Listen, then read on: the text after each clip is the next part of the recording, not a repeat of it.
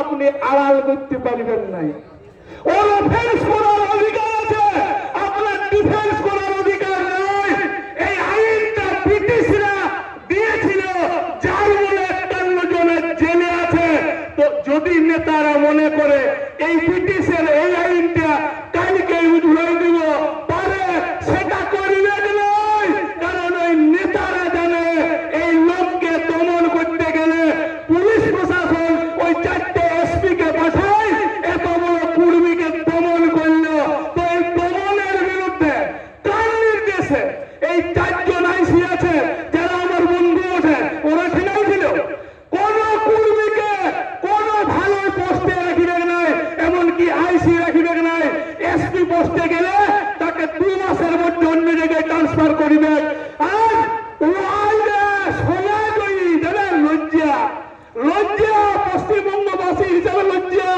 সারা পৃথিবীতে যিনি সোনা জয় করেছে সেই বোমা কৃষ্ণ মাহাতোকে একটা লজ্জার বিষয় সিভিক পুলিশ দিয়েছে। ওইটা যদি কোন উচ্চদণ্ডীয় লোক হতো তাকে ডিএসপির চাকরি দিত। এইটা হচ্ছে লজ্জা।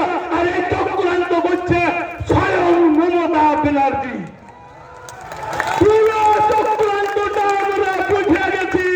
এই এসপি গুলো উপলক্ষ মাত্র, এরা কেউ কিছু নয়। এদের কোনো ক্ষমতা নাই কুর্মীকে এসটি করার। এই এসটি করার ক্ষমতা একমাত্র মমতা ব্যানার্জির আছে।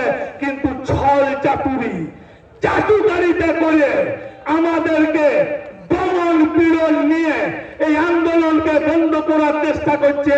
তাই বন্ধুগণ, আপনাদেরকে রেডি হতে হবে, ঘাস মোড়া নিয়ে রেডি হতে হবে।